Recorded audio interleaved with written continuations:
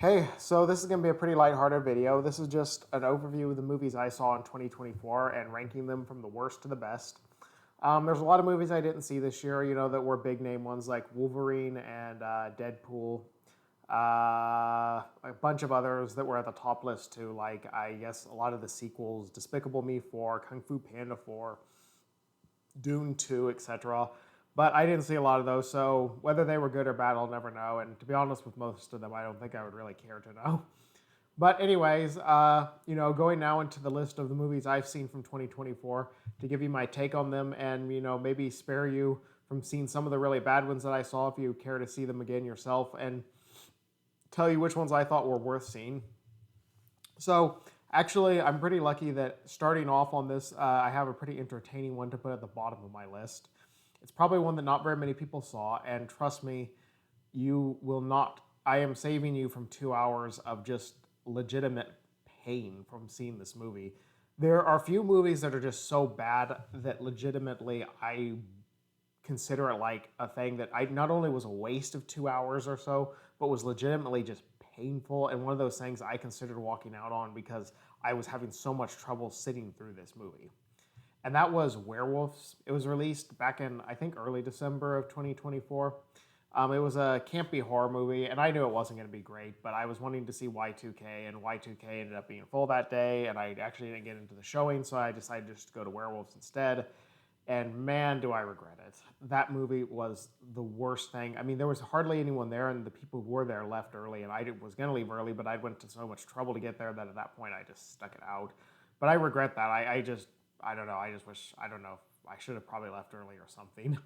The thing about Werewolves that was so terrible, in addition to the really campy special effects and the stupid werewolf and the werewolves that looked unrealistic and the gratuitous violence, this movie took itself really seriously. And that's a new trend I've noticed of a lot of movies anymore, is that they think if they make themselves really seriously and give their characters really sad, serious stories, that you have to like the movie. You have to take it seriously if the movie takes itself seriously, which is nonsense. It's kind of like Transformers Rise of the Beasts I saw back in 2023. That movie was without a shadow of a doubt the worst of the Transformers series, which were already a little bit lacking in quality. But I like Beast Wars, so that's why I saw it. And the movie seemed to think that as long as it made its characters very serious and gave them sad stories, like the little kid had some very serious disease in it, that must mean it's a good movie and you have to like it. Well, it just makes it more painful to endure. I mean, I hated Transformers Rise of the Beast, maybe the worst of 2023, and that's why I hated Werewolves of 2024, probably the worst I've seen. But that one, without a doubt, is the worst. The next worst I've seen is one that probably a lot of people would not agree with because a lot of people liked it, including a lot of the people I saw coming out of the theater and my family who I saw it with, and that is Wicked. Um, I mean, I didn't hate it as much as I hated Werewolves, but I can say that Wicked was undoubtedly one of the dumbest movies I've ever seen. And what I hated about this movie is that if I had come into this thinking that this movie was made for, like 10-year-old girls, I wouldn't have hated it as much because, I thought, well, this is just a dumb kids movie. Just take a breath and remember this is not for adults. But see, the thing is, this movie was marketed towards adults. And I saw a lot of adults coming out of the theater being excited about this stupid movie. Now I know we all like different things, and I hope I don't off put too many of you too much by getting too down on this movie if you liked it. But I mean, how did you like this movie? It was legitimately like for young children. I mean, look, think about the themes in the movie. They don't like the witch lady because her skin is green and she wears a pointy hat. That sounds like something out of a picture book for 10-year-olds or something. I mean, this is a universe that, as the Talking Drinker said, or the Critical Drinker said in his reviews, with talking animals in it and other weird, humanoid creatures. I mean, green skin, why is that a big deal? I mean, I don't know. And the pointy hat thing was just so cliche. How they're all making fun of her about having the pointy hat at the party. But even like the animals, the whole thing about the animals losing their ability to talk. Oh, by the way, spoilers. If you haven't seen this, spoilers, not just for this, but all the others. I mean, I guess I forgot to say that before I went into Werewolves, but trust me, there was nothing to spoil about Werewolves. I'm saving you from seeing that movie.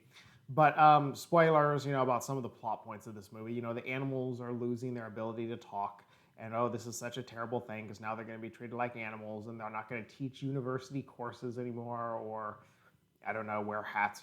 And the movie is, again, it's like something for 10-year-olds because the movie doesn't explore it in any way that could be in any way deep or emotionally relatable to an adult. They have like a little lion cub in a cage, and it's like, oh no, the lion cub is in a cage. That's so sad because they're putting it in a cage because it's an animal. And well, what if they put a hissing cockroach in a cage? As somebody that's just moved into an apartment with a roach problem, I can say that they would be like, why do we even waste the cage on it? Just squish it. I mean, all the animals in this were cute, fuzzy ones, so that therefore when they, were losing their ability to talk, all the little kids will cry like, oh no, the goat can't talk and teach his courses at the university no more. Oh no, mama and dada, it's so sad. And just the ending with the music was so stupid with her flying around on the brooms. I hated it. I don't know. Maybe if you liked it, we all like different things, but I hated Wicked. I wish I chose to see Gladiator too, but I knew that one was supposed to be dumb, so that's why I thought I'd give Wicked a chance. And man, I regret it. Okay, and then moving on from Wicked, the next I saw this year that really sucked. I would say this is now in the category of it sucked, but I didn't just legitimately hate it, was Subservience. And it's not nearly as well known as the others. This one, almost I didn't put it on the list because I don't know if it was even released in theaters, but if it was, I didn't see it when it was released in theaters. It was released, I saw it later on, buying on the streaming platforms. And it stars Megan Fox as an AI robot. And that caught my attention because if you haven't noticed from some of my past videos, I do have a few Megan Fox posters, and her as an AI just couldn't help but see what that was about. But it was as every bit as stupid as you would imagine it would be. It was the plot point around this movie and the actors around this movie were so horrible that even having Megan Fox as an AI robot, which is the only reason I could keep watching the whole thing from start to finish, could not save this movie. I mean, it was so ridiculously cliche with a guy, who's the husband who, buys Megan Fox AI robot, the backstory with him, like, losing his job because the corporate greedy people want to, lay off his plant, people to save more money or whatever. It's just like the most hokey, cliche plot of corporate greed in the world. And then, you could almost see everything coming in the movie. I mean, it's spoilers again. And for all of the movies here, there are going to be spoilers once again. So, watch out. But I'm not going to give too many spoilers. But I mean, you could see him hooking up with the robot. I mean, that was kind of obvious, and it was just, you saw it coming. And what a big deal his wife made of it was just so over the top on that. It's just like, oh, give it a break. He's basically hooking up with a live action porn model or whatever. But I don't know. It was so stupid. And I still didn't finish the full thing, but I watched 90% of it. But it definitely wasn't a good watch. And then the last of what I would consider the bad watches of 2024 was Kingdom of Planet of the Apes. And this was the only one on there that I would say was not just flat out, just so stupid that I cringed watching the whole thing. But it was such a tired rehashing of the old ones, monkeys versus humans, this time the monkeys are becoming more the bad guys than the humans are. And, they, at this point, as the critical drinker again said in his review, the monkeys are becoming so much like humans in their bad habits with their warring tribes and all that you almost begin to think humanity was better than the monkeys were. So, I mean, I did not enjoy Kingdom of Planet of the Apes. I thought it was cliche and it was stupid. It wasn't just absolutely terrible. Like, it had good special effects, good, moderately good acting, but still just a tired, boring rehashing, and nothing about it really kept me entertained at all, other than the occasional moment of humor. But that sums up what I consider the really bad movies I saw of 2024, ones that I would consider a waste of time and money. Now we're kind of moving into the more middle tier. In the middle tier, at the bottom of the middle tier, would be Red One. And that one, again, I think it was in theaters, but I don't know because I saw it with my family and they wanted to see it on streaming, so I saw it on streaming. And I don't remember half of what happened in it because I was on TikTok the whole time I was there watching and I wasn't paying a lot of attention. But I remember the parts that I did watch, I just kind of rolled my eyes during like, I really over the top, tough Santa with his bodyguards and, fighting off, what was it, that evil witch lady who wanted to put everybody in snow globes or something. I don't know. I didn't pay a whole lot of attention to it. But I mean, so I can't spoil too much of it. But I mean, watched enough to just think, ah, this is dumb, and just kind of half-heartedly, just kind of, sat there and just you know goofed around on TikTok for a few hours while I was waiting for it to finish up. Okay, but I wouldn't say I just disliked it because I didn't pay enough attention to dislike it.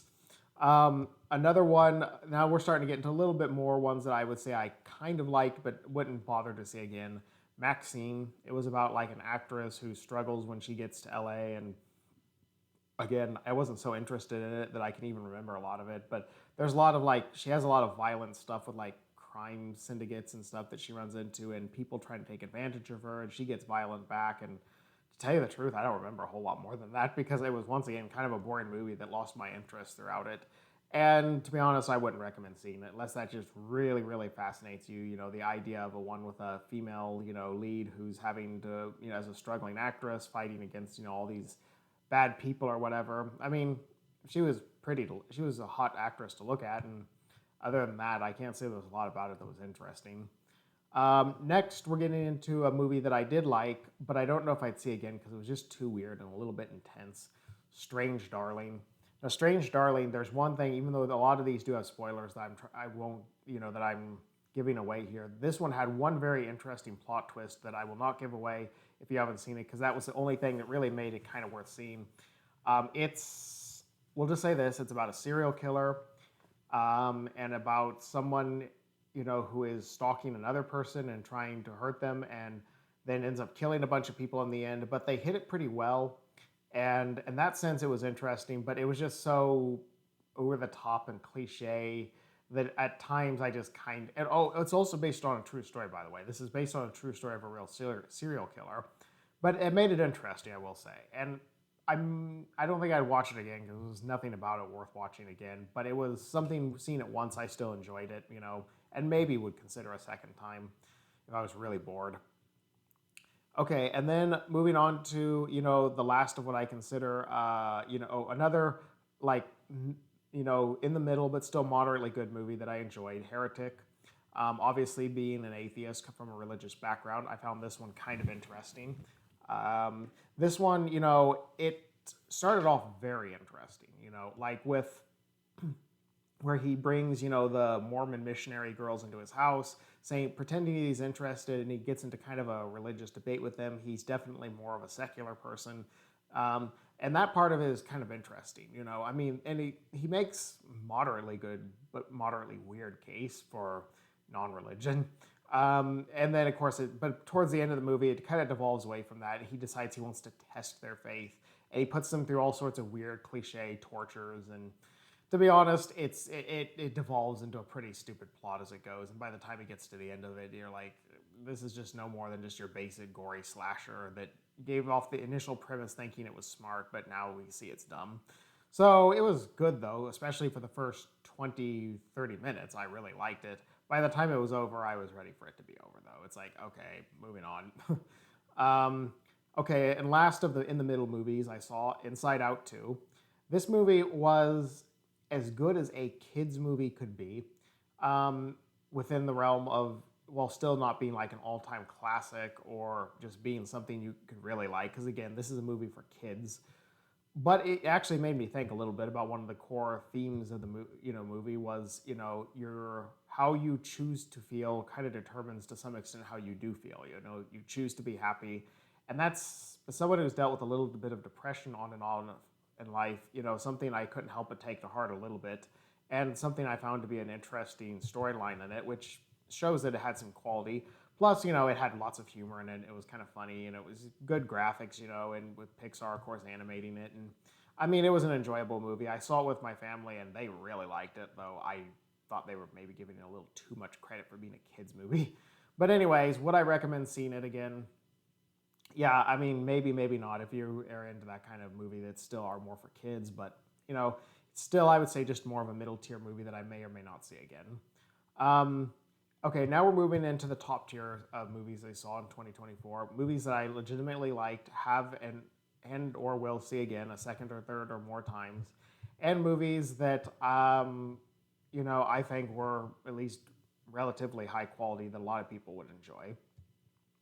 Okay, now this last first one is actually going to fly against some of those things that I just said because I don't think everyone would enjoy it, but I really liked it, and I think a lot. If you like horror comedies, you will like this for sure. And it was called Y2K. And like most millennials, I have a little bit of a fetish for the late '90s. That was a great time for me. Pokemon was at its height. It was pre 9/11. It was the only time I was actually cool in life for a little while, even though it was like in the third or fourth grade or whatever. And I don't know. For me, the late '90s, like a lot of millennials, I liked it a lot. And this movie is filled with late '90s references. And of course, the central premise of the movie is about a late '90s scare called Y2K, where everybody was afraid that the computers would all reset when they hit 2000. Of course, that didn't happen. The only thing I remember about Y2K when I was that age was that my dad was just complaining left and right that he had to go to work on New Year's Eve because of that, Y2K scare. And he complained like for weeks in advance of that. So that's what I remember about Y2K. But this movie, is about, everything does go wrong. The robots turn on humans, and it's a gory, stupid comedy, horror comedy where the robots are killing people. And also there's a goofy romance going on in it, that's also really dumb. And if you take it as a comedy, I think it's pretty good. Though, if a lot of people don't understand horror comedies or don't like them, so if you don't like that, then no, don't see Y2K. But if you do, definitely you will like this. Okay, next on the list, Beetlejuice, or is it two or three Beetlejuices? I forget. I mean, that kind of sums up my overall feelings on it. I mean, it was a sequel to Beetlejuice, one of my favorite movies, and a good, strong movie. Definitely had a lot of good acting in it. A lot of the old actors returned. Michael Keaton was great reprising his role as Beetlejuice, despite being up in his 70s. Um, or maybe his 80s, I don't know. But this movie, as many have said, was overstuffed. It had too many things going on. It had many plot points, and they didn't all tie together perfectly. Um, they should have kept it much more just focused on Lydia and Beetlejuice and not brought in like, the weird, like thing with this boyfriend being an undead ghost who's hitting on Lydia's daughter, and then they have this other weird thing, with Beetlejuice's ex-wife stalking him, who's also like this zombie humanoid that feeds on other zombies or whatever. Just too many things going on. Not a classic, and obviously not even close to the original, but good, enjoyable. Probably I might see it again. I might not. If you love Beetlejuice, then yeah, you would probably want to see it a second time. Okay, now moving on, and here's one that won't surprise a lot of you that I still put it in the higher tiers, as you can see from the posters behind me. Joker Folie à Deux. Now, obviously, this movie did not live up to the hype or the expectations, either my personal expectations, and especially not to most people's overall expectations and hype they were setting it up for. Because this movie, I mean, its plot had major problems, and I thought I was gonna love this movie, seeing it originally, with Lady Gaga as Harley and Joaquin Phoenix back as the Joker, and they did well in their roles in the acting. However, this movie's plot was very boring, very slow, and it had an incredibly stupid ending. I mean, some people thought the ending was interesting. I thought it was horribly stupid and disappointing. It did kind of spit on the originals. But despite that, this movie still, I just couldn't help but personally like it because of its, the casting choices, the actors they chose, and I liked the romance between Harley and Arthur Fleck in this movie. That was well done until the end. Um, but the plot was too slow and too depressing, and its ending was just ridiculously dumb. So that kept it. Otherwise, this movie, without even a shadow of a doubt, would have been my number one choice of 2024 for my favorite. But the fact that I'm putting Joker Folie à Deux at number 3 shows that it was still a major disappointment overall. But moving on, next was one probably a lot of you aren't super familiar with, but I think this is one that kind of a hidden gem that I saw that not very many other people did. And it was called Abigail. And it was in theaters. It wasn't like just some obscure thing that was streaming that nobody would have seen on like Netflix or something. It was called Abigail, and it was premiered in theaters, and it's a horror comedy again. If you like horror comedies, you will very much like this movie. It's about a group of like paid kidnappers who kidnap a girl, and they think they're holding her for ransom, but and not to spoil this too much, but if you've even seen half the trailer in the movie, you probably guessed it. Then it turns out she's a vampire, and a hilarious thing ensues where, then this vampire girl starts having a battle with these kidnappers and killing and eating some of them, and it's just goofy. It's hard to take any of it too seriously, but it's really funny, honestly, watching all the scenes with all these goofy kidnappers fight and get eaten by this 12-year-old. And I won't spoil it for you. Some survive, some don't, but it's got an interesting and funny overall plot to it, and I found it really fun. I've seen it multiple times, even bought it, and I still enjoy watching it on occasion. So obviously, if you watch something multiple times, that's a sign that you probably liked it a lot. It actually didn't perform well in the box office, though, so that's another reason I think not very many people have seen it, and I would recommend trying to find it where you can. I think it is streaming now on Amazon Prime, so if you don't want to pay for it. And then in my number one slot, this was a late entry that came at the end of the year, but if any of you have seen it or heard the hype about it, it won't surprise you. Nosferatu. I'm not really a big vampire fan. I think vampires are a bit cliche. And I've never seen the original Nosferatu, and I've read a little of the book Dracula, but not a whole lot. And I'm also only lukewarm on horror. I like some horror movies, but they have to be interesting. I don't like just cliche blood and gore horror movies. I think that's stupid, and especially my least favorite ones are the ones that try to just be as depressing and dark as possible, just for the sake of being depressing and dark. I don't like those horror movies either. This one, though, was what horror is really about. It was interesting, it was entertaining, and it even inspired me to go back and watch the original 1920s Nosferatu, which I found on a streaming site. And I can legitimately say I liked it way better than the original Nosferatu, which, made with the silent features where they put the words on the screen and all. I mean, it's pretty dated at this point, despite the fact that it's a classic and all that. But this one fully utilized special effects and modern technology to make itself far more frightening than the original. I don't want to spoil anything about it, but we'll just say they made this vampire, the sounds when he's sucking blood out and stuff are quite chilling. And I found myself very chilled throughout this movie. This is actually a movie I went to see alone because I was bored to tears and it was late at night. I was just, it was after Christmas and I was before my trip up to Nevada, and I was just looking for something to calm my nerves before the trip. So I thought I'll just go to see this and just get out of the house for a week or so, And it was pretty spooky going and doing it that way, because then I sat next to this group of goth girls and stuff, and that was a little, not just goth, but they were kind of particularly a kind of a creepy group. They just had a weird manner and, they kind of looked like vampires, to be honest with you. Not that all goths do, but these goths did. And to be honest, I found myself just getting really chilled throughout the movie and really scared at times, and in a good way though, not just you're scared you just jump scare after jump scare where you're just sitting there just grossed out by what's going on the screen. I mean, it was good scared where you're entertained and you're titillated and you're horrified, but you're interested in what's going on, And the acting was good, the shooting was good, it was chilling, it was a little bit revolting, which a good horror movie is supposed to be, but it wasn't too revolting. It balanced all of them very well, and it was very entertaining. I'm probably going to see it again the first chance I get, I don't know if it'll ever be quite as frightening as it was the first time that I saw it, just given the way I saw it, but I can legitimately say this movie scared me and kept me kind of afraid of the dark for at least a week or two after I saw it, especially the couple of nights after I saw it, where where you just, there's nothing, there's no vampire around you or anything. That Nosferatu is not going to bite your neck or something when you turn the lights out. But that little voice in your head from the fear that was set off by the movie you have to kind of quiet it while you're going to sleep, That's, a movie is pretty frightening if it causes you to be afraid of something that is completely nonsense, So the movie was definitely the best one I saw of 2024. Again, because especially since it's not even something that's in my main line of interests, and I strongly recommend seeing it, unless you just really can't handle frightening horror movies, in which case you might not be able to sleep for a week afterwards after seeing this. But anyways, that's my list of the movies from 2024, from worst to best.